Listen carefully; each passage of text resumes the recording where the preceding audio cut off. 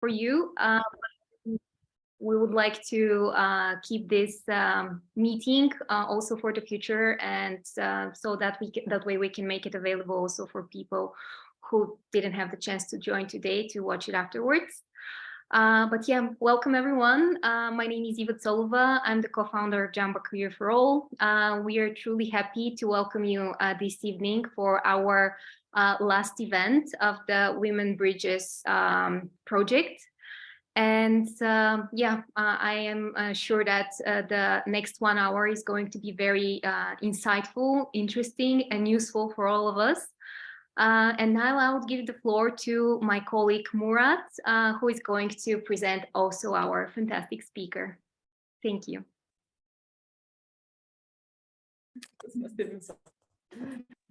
Murat, you're muted. Sorry.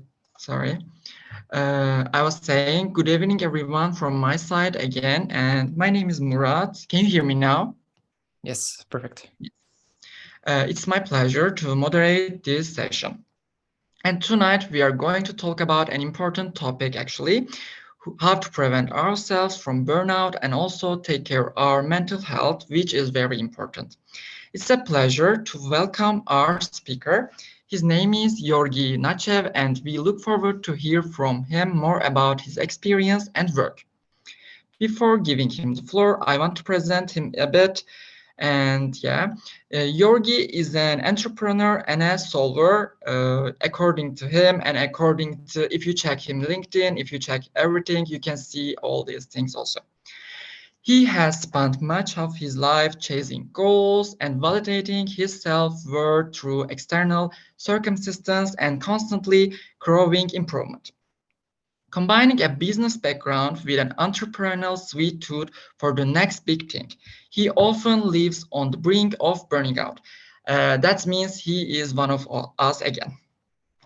2 years ago, together with his team, they started working on DigiBurn, a burnout self-application actually, dedicated to long-term fundamental change, addressing the root causes of burnout with a holistic approach and rounded off with interactive tools for building and sustaining the supportive habits for leading a long-term fulfilling life. So far, that's all from my side, and I want to say thank you to Georgi to being here with us tonight, this session, and we look forward to your presentation. And now I think the floor is yours.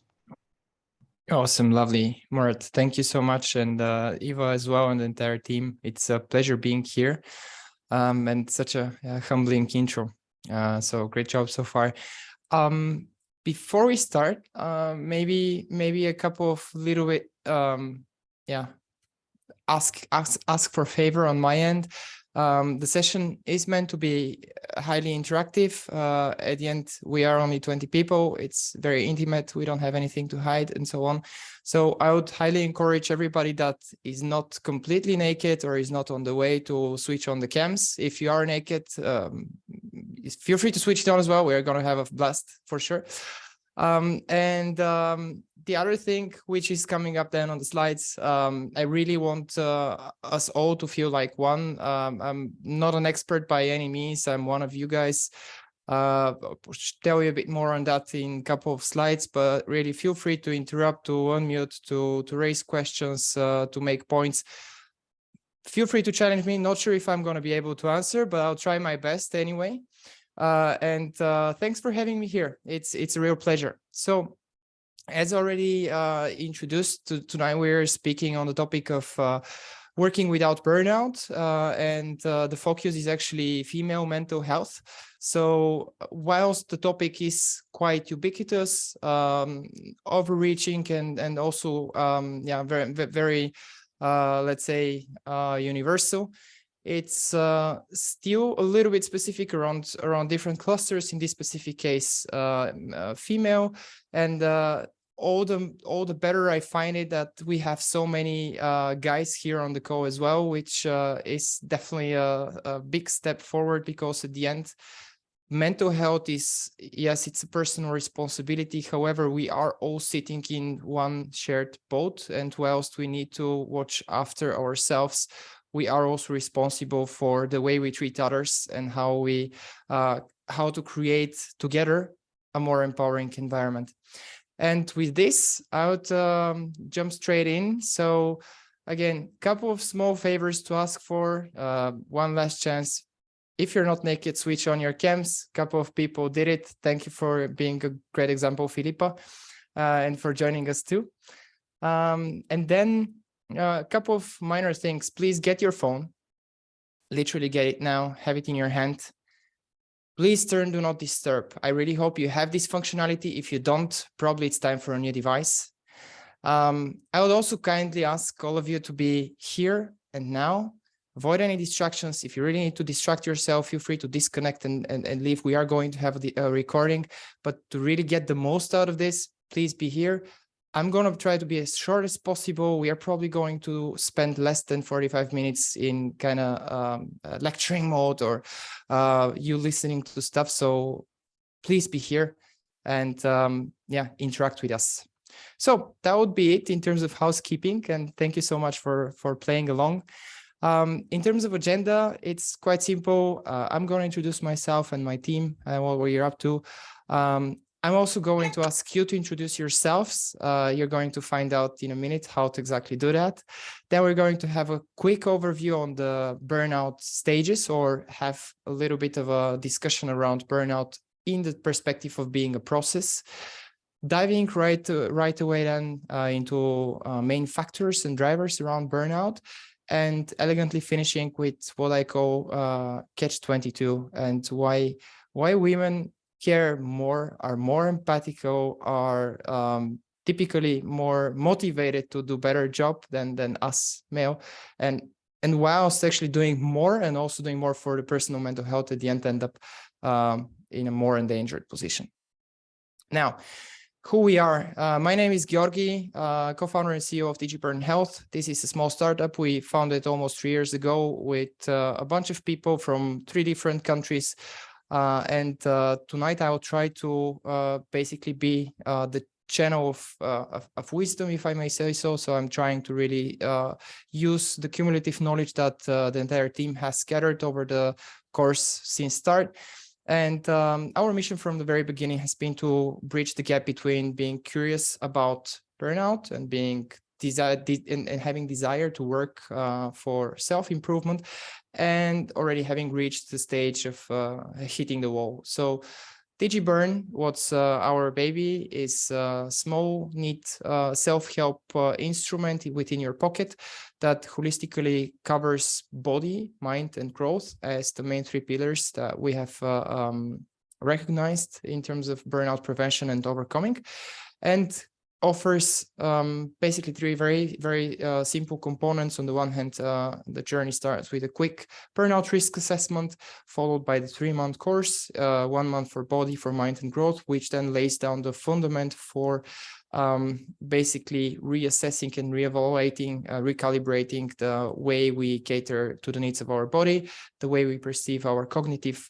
processes and also fallacies, and ultimately establishing more supportive and more empowering beliefs, and building the needed supportive habits for the long term. All of this is complemented by an interactive set of tools that help us build the habits and help us then also after the 3rd month to keep on upgrading all those small things on daily basis that can support us for leading a life of fulfillment for the long term. Now, I'm obviously not going to take much about from your time about us, speaking about us. I would really want to know who is here with us on the call and have a little bit of a feeling about our small group tonight. In order to make it more easy and also be more quick, we have decided to use Mentimeter. So please grab that phone I asked you to have next to you and open the QR code, or alternatively just enter menti.com, type in the code, and this will be your kind of a tone of voice for the session. Of course, you can also unmute and participate through Zoom. However, Mentimeter offers firstly anonymity, and secondly, being much more operational and quick in terms of delivering some thoughts and inputs along the way. So I'm waiting a couple of more seconds for everybody to hop on menti.com or just use the cam and yeah, follow the QR you see right now.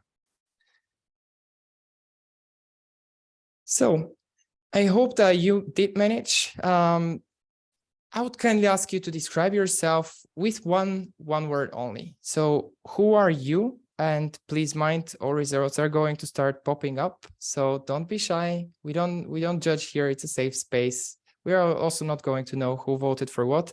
Starting now, we have 30 seconds. Please let us know who are you really. For the ones that haven't yet come to the platform, the code is still on top of the screen. So feel free to punch it in on menti.com.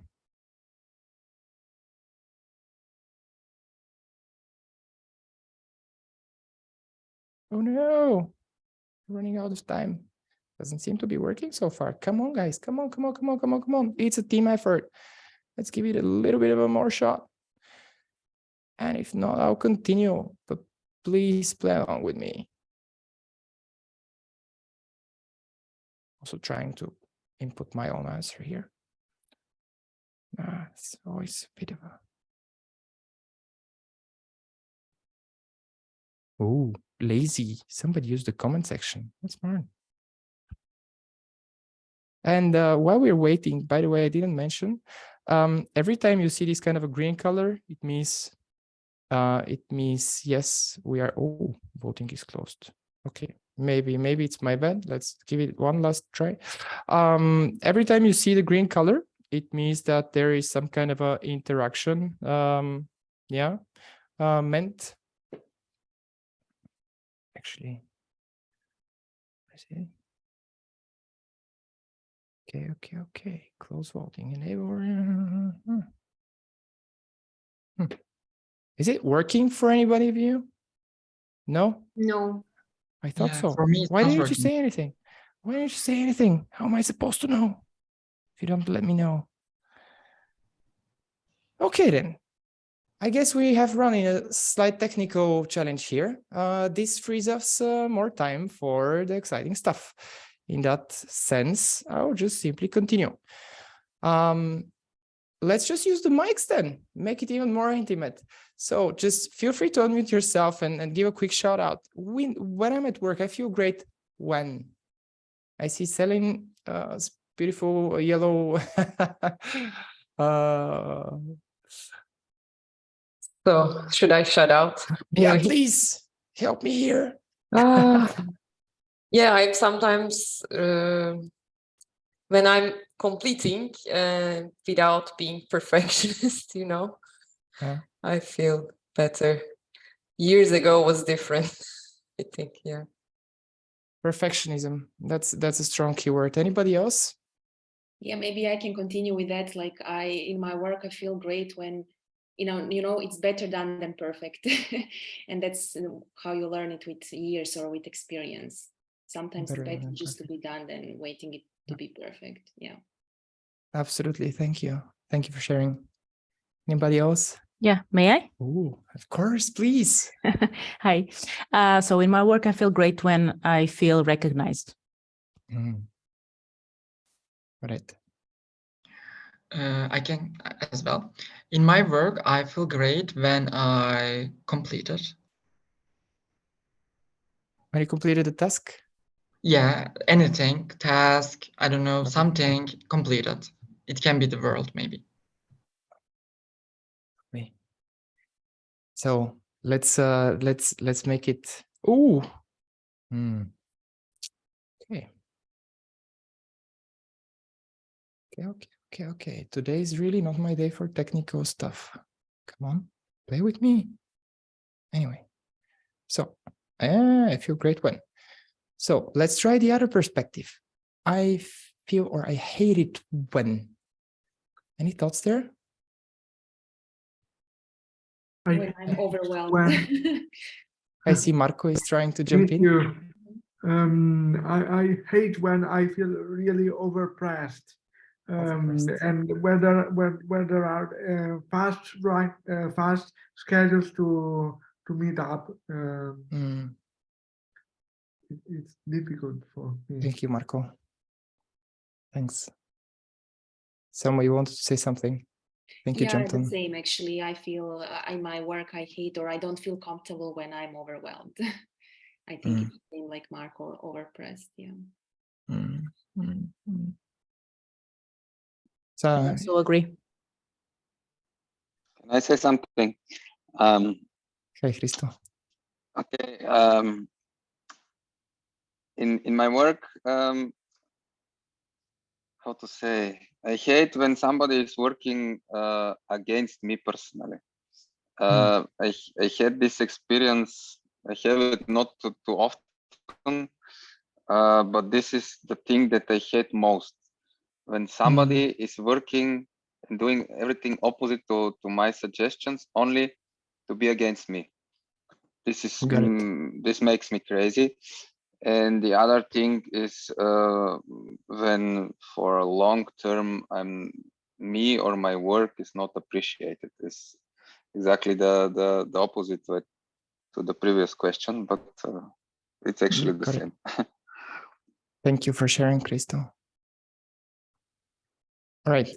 Since this format takes a little bit more time, let's move on. And I think everybody is going to have a chance to shout out. If you have any specific desires or thoughts, now is a good moment to share.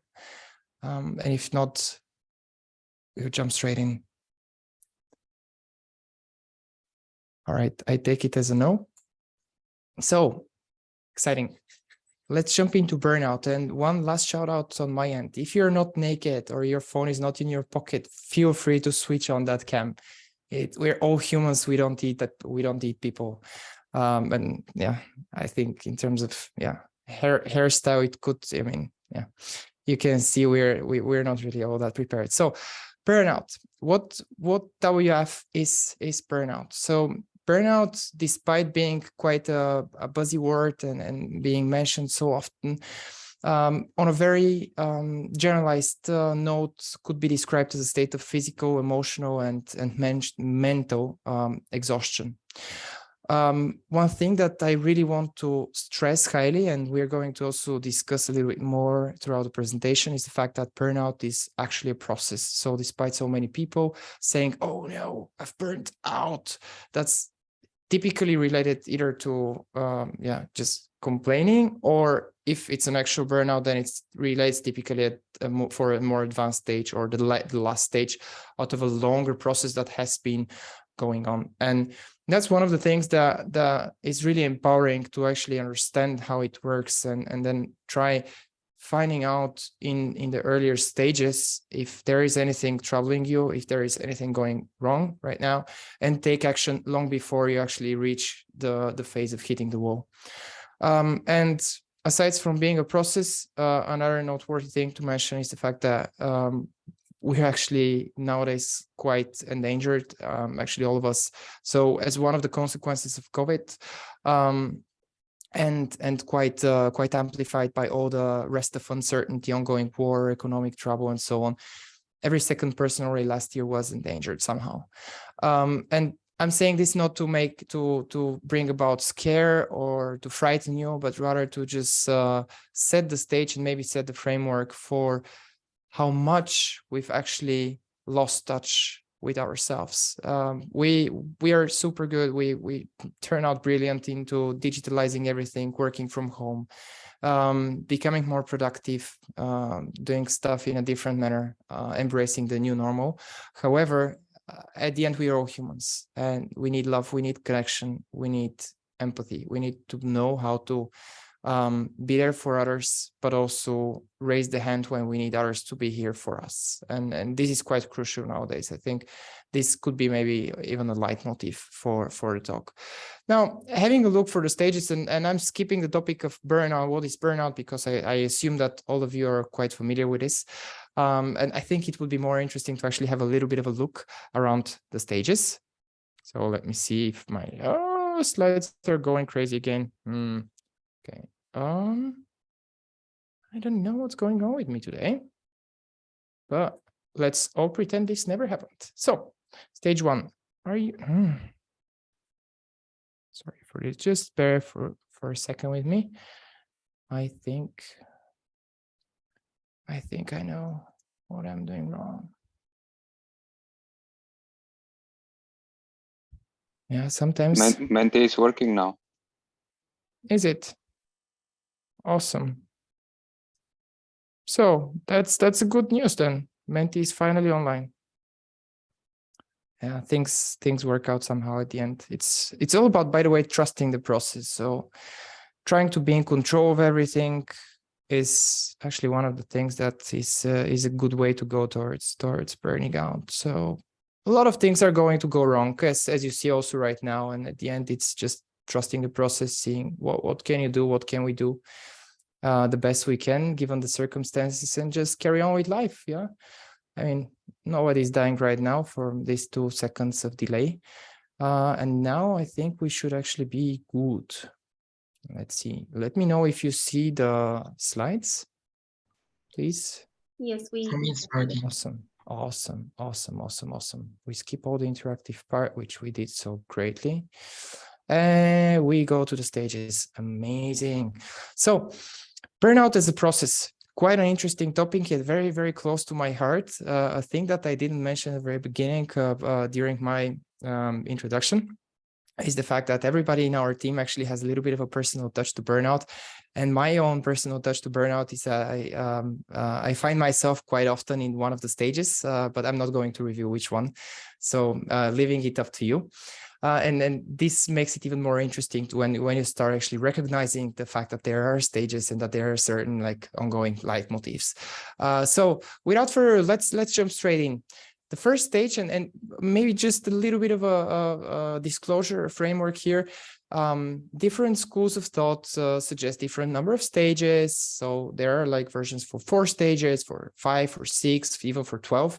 At the end of the day, it really doesn't matter how big or how small do you make the pieces of the pie. The main point or the main message here is that it is a process. It does have different stages, so there is no right or wrong. If you have heard it in different number of stages, just carry on and see if you resonate with some of the things mentioned here.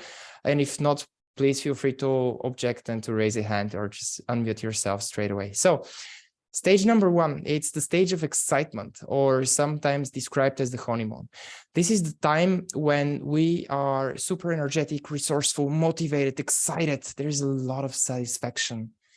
Everything makes sense. There is meaning. I am productive. And quite often I also have a little bit of a compulsion to actually prove myself. Now, the excitement state is quite often related or connected to some kind of a change in circumstances. It could be a new job. It could be a new project. It could be a new colleague. It could be any kind of a change that makes it interesting again between me and my work. So at that stage, I really want to give all I have. I'm going 200%, and it's all about work. I feel great. So this is maybe one of the most dangerous, I would say, from all stages, because typically it's left completely underseen. People in the stage never really understand that something may be going wrong, and that the specific behavioral pattern right now is not really a sustainable one. Now, the caveat and in terms of behavioral change, already here, there is some maybe initial little bit of self-neglect. Maybe I'm fine with sleeping a little bit less. Maybe I don't go to the gym so often, or I start eating a little bit less healthy or differently than usual. And I'm also fine with reducing a little bit my downtime. Now, the caveat here and the big risk is that in my inner conscious, what happens is a parallel process that just reinforces the notion of, oh, okay, I'm doing great. I feel good. I'm productive. I'm delivering. I'm a superstar.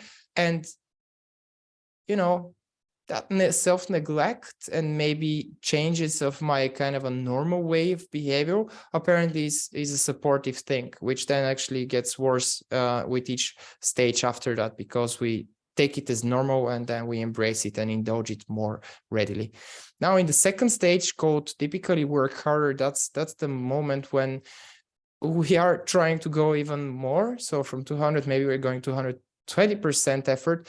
However, we start experiencing a declining level of productivity. So every now and then we have a day that's a complete failure. Some days feel completely impossible. There is frustration. And this is a stage where I actually want to work even harder in a motivation to somehow get back into the honeymoon phase and get back into the excitement. Now, again, a little bit of a side remark here and a side disclosure. Every stage can take a different, can be with a different length. They are not fixed. Also, all the kind of specifics and traits that I'm sharing right now could be different for you. So burnout is very subjective, especially the excitement period could actually be prolonged almost infinitely.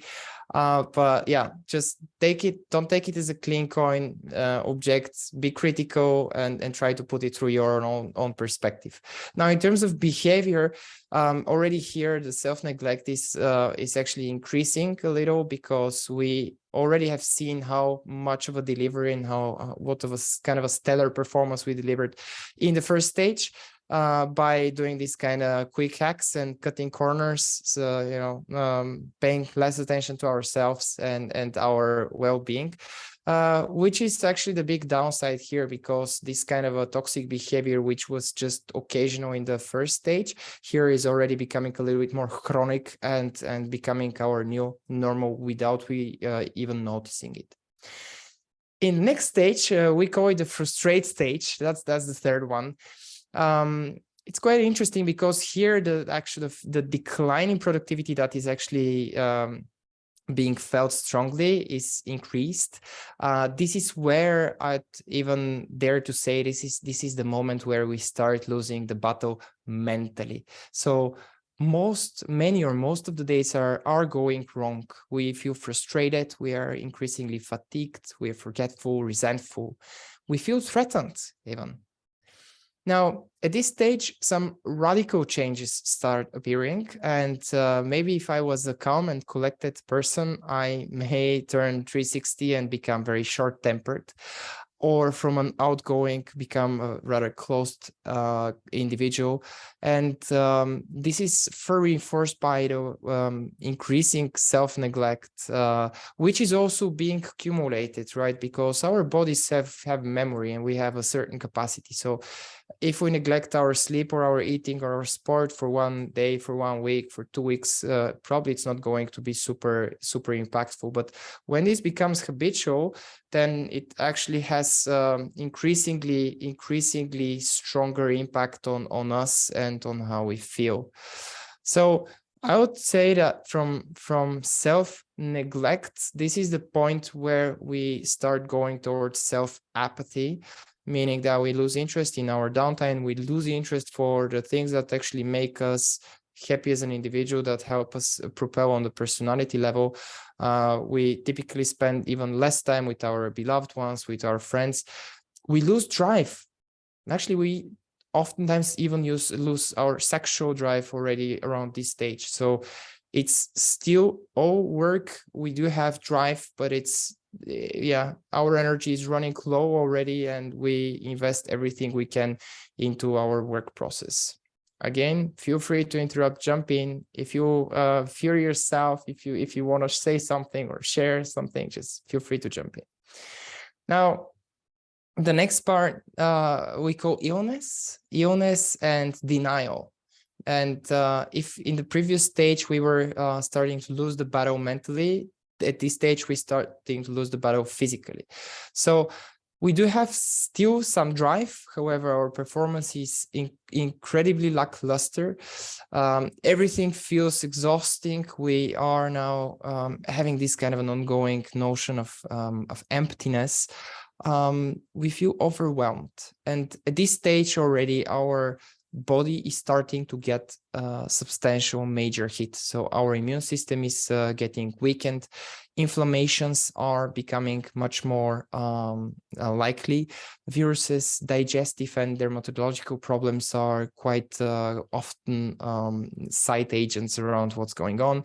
Migraines, headaches, and our sleep. So one of the fuses, because each of our bodies actually is quite good at giving us various signals, and we have various fuses that go off along the process. So typically one of the first ones to go off is the fuse for our sleep quality and our digestion. And at this stage already, typically they are struggling big time. And last but not least, we barely have any mental focus. It's very hard to keep our attention on one single topic. We are increasingly multitasking. That starts already at work harder stage, but here it's like crazy. And at this stage, actually starting to experience the physical issues, we let one additional quite toxic process to kick off, namely, on the one hand, escapism, and on the other, actually denial. So we start, instead of listening to our body, instead of understanding that already at the frustration state, the body was sending us signals that we need to slow down. Here we start blaming the body. So we blame all the issues that we have health-wise as the reason for our decreasing performance. And instead of actually taking care of ourselves, instead of doing something about it, we try to sweep everything under the carpet, ignore it, and overwrite and reinforce this kind of a notion. Oh no, I need to control everything, and if I say so, then I can work, that I should be able to work. Not really the case, but it's a little bit of a cognitive fallacy. In the next stage called apathy, that's where we actually are like fully blown losing the entire battle. So it's related with complete apathy, not only for self and the personal and private sphere, but also for work. So we are chronically ill, we have brain fog, we have literally no drive to make any changes. We feel utter exhaustion, we barely make it to get out of bed. And I don't know if you have felt it, I've felt it for sure, waking up exhausted, so going out of bed again as only or even not more tired than you went there. We are very emotionally unstable, self-doubting, experiencing sadness. And that's the point where we actually go after a complete withdrawal. So if before we were reducing our social interactions, our downtime and everything, here we already going after a complete social isolation.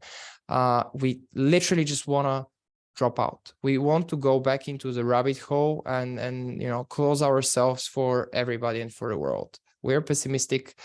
We just don't want to do anything or speak with anyone. And then, surprise, surprise, the last and the most famous phase that everybody is speaking about and is the burnout itself. Probably not needed to spend too much time on it, but that's the most severe and most advanced stage where typically we have the major meltdown and start experiencing the full-blown burnout syndrome, meaning that we have various severe physical issues with this. We've been speaking with so many people the last 3 years with, absolutely going into bed and not being able to stand up, having back issues, having walking issues, having issues making decisions. And yeah, that's maybe one thing that we didn't mention already. It's starting at the frustration state. The individual becomes less and less adept at taking any decisions, and here it's literally impossible. So at this stage, typically we make some radical moves. We have severe meltdown. More often than not, we quit the job, we break partnerships. In some cases, even we disrupt our most important things, namely our friendships, our relationship with the beloved one, and so on. So that's the point when we just want to go to an island and forget about everybody. Now, having the understanding that burnout is a process, there is much that can be done. So on the one hand, we have a bunch of factors that are contributing towards our risk of burnout, and starting with awareness. So here we understand the self-care, the self-empathy, kindness, understanding of the body and mind needs, listening to the signals that we receive all the time, understanding our cognitive processes, fallacies, and so on. One important thing to mention here is our tendency for always on, not allowing ourselves to take a break, and not perhaps handling the fight or flight reactions as we should, for avoiding any kind of a toxic impact from them. Then traits are also quite important, and please be mindful, this is a vast generalization. So I'm by no means implying that these groups are the only one that are correct. Burnout is super subjective. So one thing can be applied to myself and then something completely to you guys, and vice versa. So on a very general level, we have the traits. So we have the human needs, mainly understanding where is my personal center of gravity. So certain people are more geared towards family, others are more geared towards professional. Certain people need more certainty, others prefer variety. There is the strive for significance, growth, contribution, and so on. So all these kind of traits somehow also have a little bit of impact on how do we compare what we are doing or what we perceive we are receiving with what we deem important for ourselves, and whether we actually know what's important for ourselves. Again, amongst the traits, here comes our beloved perfectionism that somebody mentioned at the very beginning. And I think that was Celine. And the locus of control, namely whether we perceive the world and what's going on with us as something that we can or cannot influence. Then another interesting part is the coherence. So this implies values. How do I know my own values, and how do they actually overlap with the values of the organization that I'm working in? Am I in the right industry? Am I doing that in the right position? Do I really feel fulfilled? Am I happy with what I'm doing? Do I find meaning in that? Again, internal point of balance, highly subjective, and can have a lot of impact. And then last but not least are the perceptions. So who am I? My identity. How do I measure my self-worth? Am I connecting my personal value to externalities? And how do I perceive control and freedom, stress and workload? How do I handle stress? How resilient am I? How do I manage with decreasing or let's say also winding down and calming down after a busy day? Now, I really hope that Menti is now working and cooperating with us. Giving it one more shot and inviting you all to help me out here.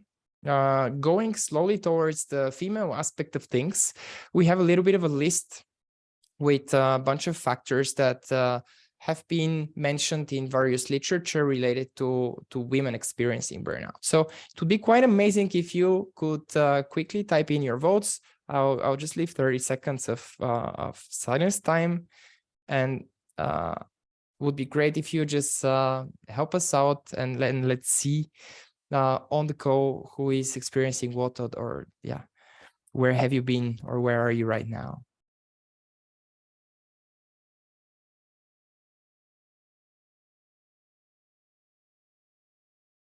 Ooh.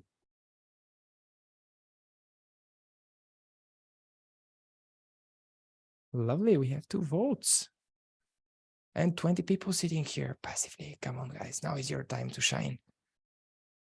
Okay, work overload, saying yes, mostly in male energy. Waiting a couple more seconds. Anybody decides to jump in? Voting is open. Menti is trying to sabotage me here. Perfectionism, love it. Ooh, that came in quickly. All right, so seems that always saying yes is a little bit of a trend here. Work overload and perfectionism. That's actually quite interesting. We are going to speak exactly about them in the next couple of slides. So maybe there is a little bit of relevancy for the people here, I hope. Then, there are still some changes. And yeah, I mean, there are a lot of different factors and a lot of different things that can go wrong and are going wrong. But let's a little bit have a look at what we call the catch-22. So this is in a way, and thank you for voting in the previous section. This is in a way the female perspective with 3 pillars that we have identified. They're by no means extensive. Surely there are additional ones, but I just really wanted to quickly touch base here on them tonight. So now the first one being the very strong empathy that, or stronger empathy that that women have. So there is empathy, belonging, sense for belonging, and contribution. How are these double-edged swords? Because on paper they seem great and they are amazing skills. However, being in a work environment, empathy firstly is not always being addressed in the right manner in terms of team dynamics. So somebody that's more empathetic can suffer severely by simply working together with people that are less empathetic and have less of an understanding about not only the left brain side of things and the logical side of things, but also how our feelings reflected. The sense of belonging is extremely important because we tend to say always, yeah, we need more women on the workplace, we need more diversity, more balance, and we already have achieved it by a certain extent. However, again, the belonging is quite tightly related and connected to the empathy part, because female is having this amazing gift of being more empathetic, which can be an amazing benefit.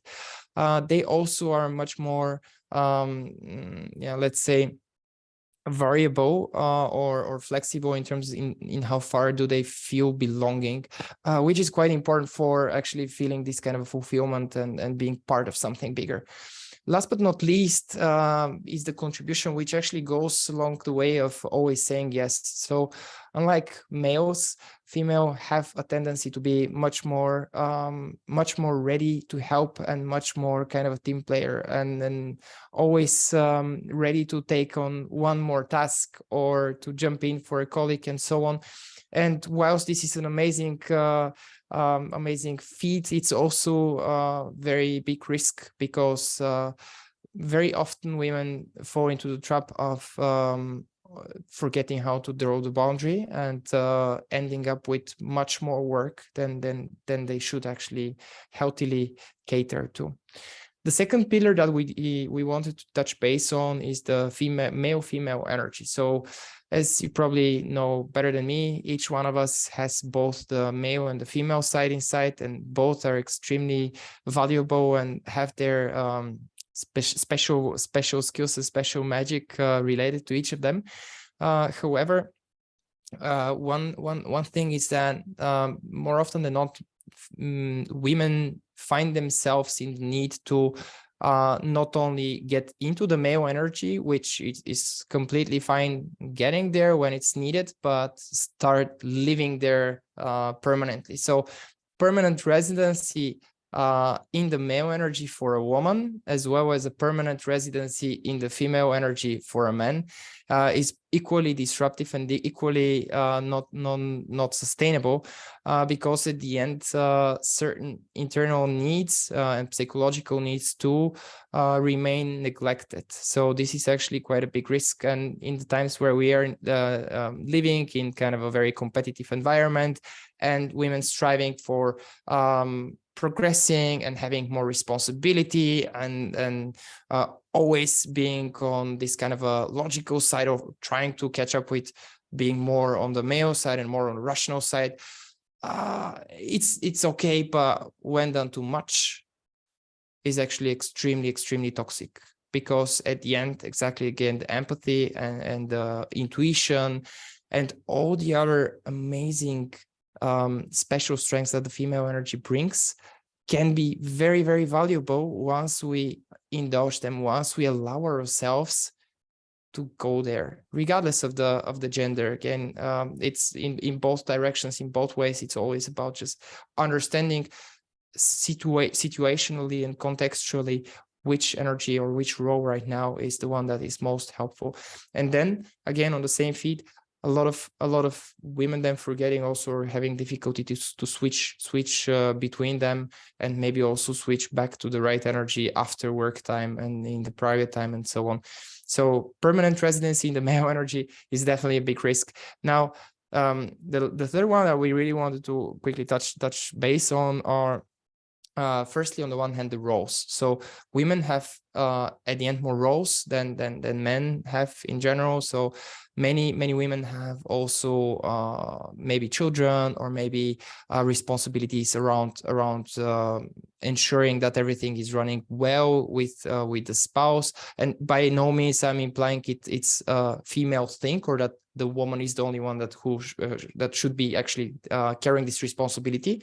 I'm just saying that in general, in average, it seems that for some reason, women are the ones that are much better adapt in creating this the important bonding and so on. For some reason, men are struggling or are just performing worse in this. And having more roles, especially the ones that are actually non-paid, because nobody speaks, or it's like a little bit of a forgotten topic, that maybe you're also a mother. Maybe you're also taking care of household. Maybe you're also taking care of ensuring that this kind of a family thing is going on.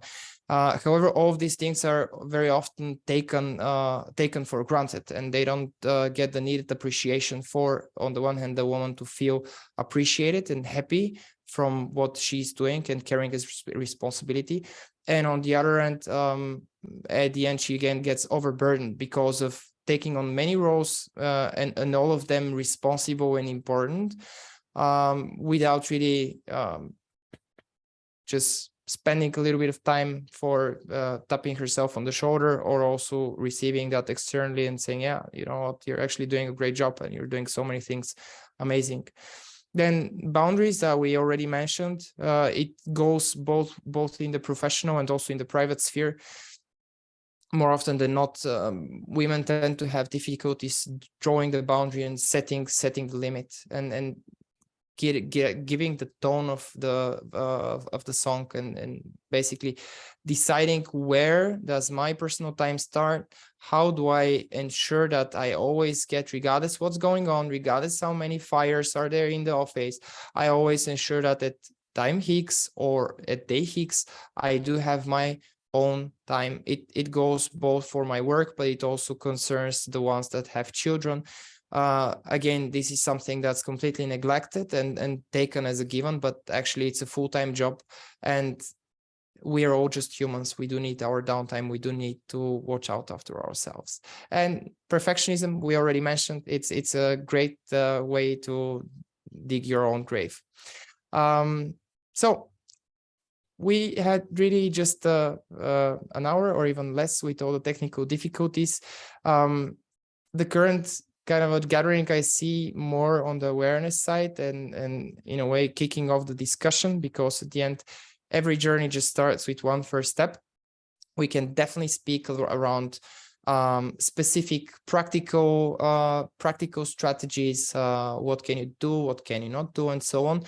But in the limited time frame we had tonight, it was, at least from our end, really meant to just kickstart the discussion and also invite you all to join. And in order to have the time out, actually like to use the opportunity to maybe like open the floor. Or also Murat mentioned he had some questions in mind, and let's switch into a more conversational mode, because at the end, this is where the magic really happens, and it's all about each one of you being here right now. So I'd love to hear from you. Maybe you'd like to share a little bit of insight. Maybe you'd like to raise a question. Everything welcome. Thank you for sharing all these things with us. And I'm really sorry about the technical problems, because it was because of the internet. And let's say bad things to internet. And if it's okay, I can ask the first question. You're the moderator. Okay. Yes, I am. But I want to ask one question, if it's okay. Yes, if I can. I'll give it my best shot. Okay. Can you give us an example from your life? Maybe have you ever have a burnout, or do you have a burnout? If yes, how have you tackled with that? Yeah, absolutely. So within our team, we have somebody with multiple burnouts, and we have multiple people that are closely related with working with burnouts, both professionally and on business side as well. Myself, as I started at the beginning, I'm actually the kind of person who's always on the border of burnout. So I think I found myself quite often in the third stage, namely the frustration. I usually call it losing my smile for a couple of months. It's not really a fully fledged burnout, but it is a pain in the ass. Sorry for my French. And it does happen way too often to just neglect it. And that was actually one of the reasons, or a part of my personal big why I dedicated myself to the project, and why I really want to find better ways, find solutions of how people can lead a more fulfilling way of life and not lose their smiles.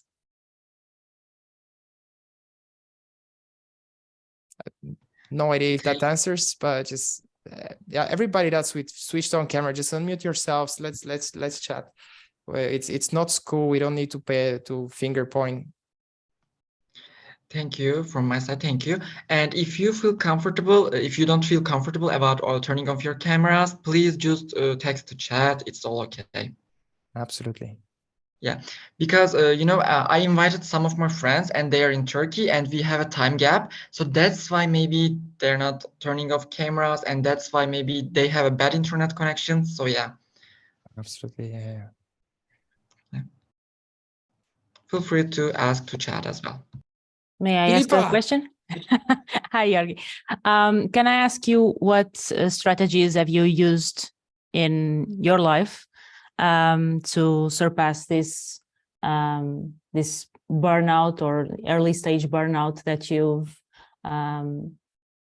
felt? Yeah, absolutely. So actually a couple of things, and maybe here a very personal one, because we spoke and we even have it already still on the slides, the male-female energy. I was raised by my mom. I'm the child of a divorced couple. So I find myself often more in the female energy, meaning having actually an too much empathy and too much experiencing and co-experiencing the feelings of others and emotions. So in terms of strategies, there are really a couple of things. First, on the empathy side, because this, I guess, would be then more relevant for the audience and for the topic today. On the empathy side, I really try to have this kind of a meta cognitive process in my mind. Namely, when I experience certain emotions, I try to welcome them, but I also try to ask myself certain questions. For example, why do I feel? How exactly do I feel? What exactly is this feeling? Does it have a shape, a form? Can I actually describe where is it in my body and how strong is it? But also, what triggered it?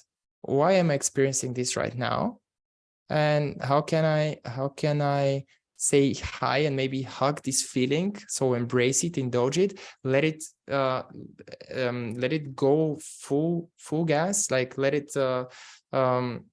blossom, as a very good strategy, at least for me, to change again the emotional state. So if you don't resist, if you don't try to neglect the feeling or sweep it under the carpet or just experience it in the moment, typically it takes less than a couple of minutes to revert it back to a positive one, regardless what kind of a feeling it was. So this is one strategy. The other thing that I do quite a lot is to watch after or listen to my bodily signals. So quite often it happens. So in terms of traits, I'm way too achievement driven, and also I have this kind of a perfectionism fallacy, which I have love-hate relationship with. So I tend to overwork, or I tend to be all in too many things, or in one thing, but like overworking. So when I feel that for a certain reason I am going down in terms of physical or emotional state, because sometimes it's emotional, sometimes it's psychological or emotional, cognitive, sometimes it's purely physical, I immediately take action. So after having lost my smile for so many times, like I've spent probably cumulatively already more than 1 year, or maybe even more than 2 years without a smile, figuratively speaking, in shorter episodes. I really try to watch out after the moment when, for some reason, I'm starting to feel down for more than 1 day. So if I see that the second or third day I have a bad emotional state or a bad physical state, I immediately take action. So I sure to go to the supermarket, cook something good for me, also in big quantities because I like to eat.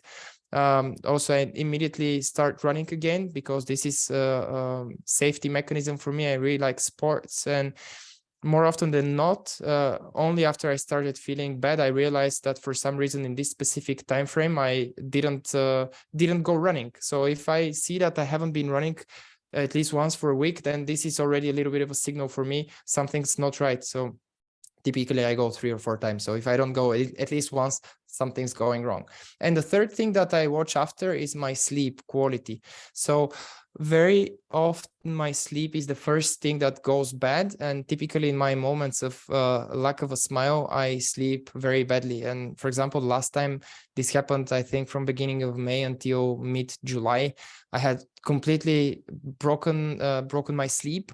And whatever I would be doing, I mean, I would be sleeping more hours than I need, but the quality was not there. So I would be waking up tired. So regardless how many hours, and there is no real one size fits all. I really struggled actually to get it back on track. So it was multiple weeks or even almost a month to actually overcome it. And interestingly, at the end, I figured it out, and what I figured out was something that I didn't even give any kind of an importance. So it turned out that in my private sphere, I was undergoing in a bit of a tough place. There was something that was not really as I desire it to be.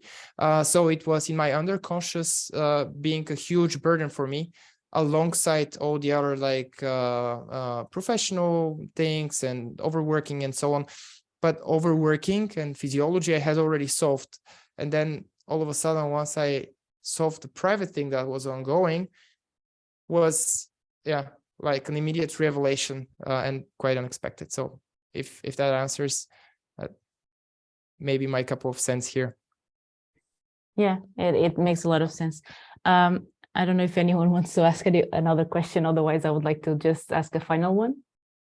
Yeah. Okay. And maybe I ask you first. Have you been through burnout? Yes. Well. So how did you experience it? What happened? Well, I felt at some point that I felt very unmotivated with my work. I realized later on, I realized that it was not just about my work. It was about something that was very transversal towards all of my other spheres of my life. I think it came up more quickly with my work, and it was more visible to me in my work because I felt I was in complete apathy. Felt super drained. Actually, I hated what I was doing at some point. And and as you were saying, actually, those were you mentioned the strategies that you used, and those were the strategies that the first things that I tried to change in my life as well. So basically, first, like food, sleep, and exercise. I started actually maybe like with the big change for me was with sleep. I realized that for super long time I was completely forgetting about having a good night of sleep. I didn't have a good sleep routine. So once I established a good sleeping routine, then with exercise and food, healthy eating, that really gave me structures to really get better. And I think that's it. I was going to, so it kind of is very similar to what you like how you surpassed it as well, I guess. And I was going. Actually, before you ask me, I actually just wanted to add on top of what you just said. Aside from the sleep hygiene, it just came back to my mind that there are a couple of minor things that I'm also doing quite regularly. So on top of the sleep hygiene or assessing how good I sleep, there is also a little bit of a proactive management. So sometimes I find myself in the trap of just living by the day and letting externalities to kind of dictate whether I'm going to sleep well or not. Or also going through this FOMO. I've already almost overcome it, but that's actually one of my personal traits that contributes to me burning out or being in risk. So nowadays, whenever I know that, for example, I am planning to have a late night out, or I am planning to visit a conference, or I am planning some kind of another extraordinary physical or mental strain, then I try proactively to ensure that I increase my sleep quantity and quality a couple of days before, but also give myself credit or rest a couple of days after. So if I know, for example, that I don't know, on Tuesday, Wednesday, I'm going on a big work conference, or I'm having a big work engagement, some kind of a delivery or something, then one thing that I definitely make sure is to try to get enough rest and also food and sport on the weekend before. And also cut myself some slack, and then also block a little bit of, I usually block them in my calendar as sanity time. So after a big delivery, I usually block 1 or 2 days that are called sanity, and I don't accept any call requests or anything else. So I keep on working, yes, but I also just cherish and cater to my body, and I say, okay, I just slow down. I want to take it by my own pace. So not having anything in my calendar also allows me to, if I want to have a bit of a power nap or something else during the day, that would then support me to really recover from the major strain. And on the other opposite end, I've done it without this, going from one thing to the other, and this is a great recipe if I keep up 1 or 1.5 or 2 weeks in this mode, which I love doing actually. It's almost a fixed recipe that on the 3rd week I'm going to have a big meltdown. It always happens. It's like, yeah. And the other thing that I wanted to add to what Filipa said, and forgot before, one additional technique or a little bit of a tool that's extremely helpful. It's something that we all have, and most of us are extremely bad at it, and it's called breathing. So I discovered breathing techniques almost 2 years ago, and ever since I've been a huge fan of the Wim Hof method. However, there are plenty of different methods. I'm not saying that it's the only one working or it's the one that you guys should be doing, but in general, regularly exercising, having time spent for any kind of breathing techniques, you can choose the one that you like most. We also have some in our guided techniques in DigiBurn app. It's really helpful. So just like I mentioned with the running, if I sense that my my state is going down, quite often I either I have stopped running, or I have stopped my sports, or I have cut back on my breathing activities. And once I renew my breathing activities and or sports, it takes not more than 2 or maximum 3 days to start already experiencing the improvement of the state. Anyway, Filipa, you wanted to ask something. I'm not sure we still have time. Do we? I would say that we can take your question. We have one question in the chat, and yeah, maybe. Then maybe it's better to go with the question from the chat. No, please. You already have the floor, so we okay. can Thank you. the question, and then we can continue with the one from. Okay. It was a and very. During your question, sorry. During your question, I want to share the application on App Store, Play Store, also the website on the chat. If you want to check, please check from chat. You will see all the website from there. Also, there is a QR code.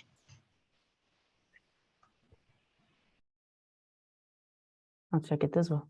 I was just wondering if working in an environment where a lot of people have their own story with burnout, if you feel there's any difference with the connection with these people, with your coworkers and other people that you meet that have experienced burnout, and if it's easier for you guys to maybe ask for help.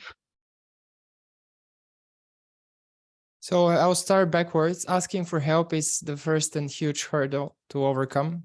And while speaking, feel free to give us some feedback. I mean, Menti is working. Yeah, so asking for help is super difficult and something that we all struggle with. No idea if we are making it easier anyhow to the people out there, although that's actually one of our missions with the app, making it 100% anonymous and 24/7 available. The fact that you have an immediate burnout risk checkup without being judged is probably a good step for the awareness piece. And then from awareness, you decide whether you want to ask or not, and whom you can trust. And to your first question, I think an analogy and a metaphor with a with a physician or with a chirurg or somebody would be quite similar. So the more you focus on a field, the more you know about stuff. However, this doesn't really mean that you have a magic wand. So thing is that most people out there, and I'm sure also the people on the call, you have the knowledge. You know what's burnout. You probably even know what are the indicators. Probably you didn't even learn all that much new from today. However, the missing piece is actually the action. So taking steps, because as Peter Sage says, and I quote him quite often, knowing something and not doing anything with it is equal to not knowing. And in the times we are living at, with all the abundance of information, we are quite well informed, but we never really take the needed action. And that's also one thing that the app actually promotes by helping you establish the habits and nudging you towards the behavioral piece and repetition and consistency, because at the end, not for burnout, not for physical well-being, not for mental well-being, there is no quick fix. You cannot just snap your fingers and say, okay, yeah, now everything's good. No, it's not. It requires consistent effort in a specific direction. But awareness is always key. And yeah, I don't know if that answers. Thank you. Thank you. And now I want to read the last question, then we can finish, I think. Melody is asking, what will be some tips for employers in this situation? I mean, burnout while employees having. Can you read it once more, please? What would be some tips for employers in this situation? I mean, burnout while employees having. Okay. Yeah. Okay. I also see it here. Cool. So I'll try my best. Yeah, it's exact same coin, just so seen from the other from the other perspective. Yeah, so if we say that a necessary first step for an individual to take action is the awareness piece, it's actually exactly the same from the employer standpoint. So one thing that many managers and many leadership teams are still struggling with is actually developing this kind of a mental flexibility and empathy for understanding the right brain side of things. So understanding firstly, what is the right approach for the person on the other end? And secondly, from what kind of a state is that specific person acting right now? So if I come over and complain about something to my employer, one perspective is the content. So the sentence, the words, the message, but what actually matters is also the context. So what does my body language show? Do I seem that I am very stressed? Do I seem that I may be going through hardship times? Because people never really ask for help. And from the employers and HR manager and leadership standpoint of view, it's extremely important to develop a healthy amount of empathy for really listening for the non-verbal cues, and then asking the simple question, hey, how are you doing really? Not just a chit chat, not just a way of opening the day, but actually caring, actually paying interest, actually wanting to know, and if needed, asking 2 or 3 more questions and figuring out what's going on the other end. Because people really need to get out of of their rabbit hole, and one way to provoke this is by asking better questions and showing empathy and interest and caring, just being human.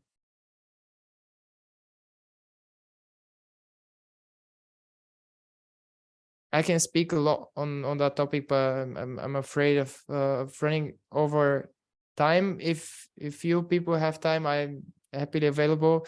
Just let me know. I don't want to be disrespectful towards your personal time. My suggestion, we can finish because I don't know if people feel comfortable, but of course, if you want, maybe we can schedule another event as well. If Eva is okay, if everyone is okay. And Melody is saying thank you. Thank you too. Yes, my suggestion is that, what do you think, Eva? Yes, I would also suggest that we can come to an end with our meeting for tonight. Thank you so much, Georgi, for your fantastic presentation. It was really insightful, really useful. Also for me personally, I think that mental health is really, really important for each person, not only the physical one, but also the mental. They're equally important. So we really have to take care of ourselves in order to be able to be to support also our family, our friends, and be there also for the others. But on the first place, we have to be well too. So yeah, thank you so much for your time and for this presentation. Thank you also for everyone who joined us this evening. And yeah, maybe we can give the floor for some last words to Georgi as well. And if you have any questions or comments, you can always reach out to us on our contact email at Jamba. I will write it down at the end of in the chat. But yeah, I'm giving the floor to Georgi. Thank you. Oh, nothing really to add here. Thank you everyone for joining. Also a little bit late for some of you on the call. So it has been a pleasure. I really hope that there has been some actionable bits and pieces from the talk. At the end, it's all about taking the needed steps. So if you found something that resonates with you, take it. If you find things that don't resonate with you, don't take them. It's very subjective. It's very personal topic. And yeah, as Eva pointed out, mental health is just like physical one. If you want to have a six-pack, you need to go to the gym. And we need to be proactive about mental health. I don't really see any reason, any good reason for us to just neglect it until we already have hit the wall and have the major meltdowns and major impact on our lives. It's super easy.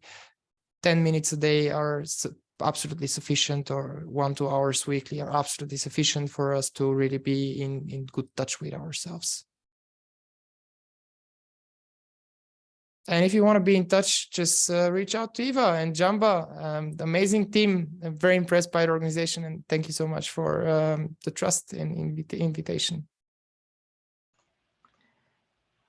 Thank you very much, and thank you very much for participating today's event. And I wish you and we wish you all the best and good evening then. Ciao. Bye. Thank you. Bye. Thanks a lot, Bye. Georgi. Ciao. Thank you, Jamba Bye. team. Have a good day. Bye-bye. Bye. Bye.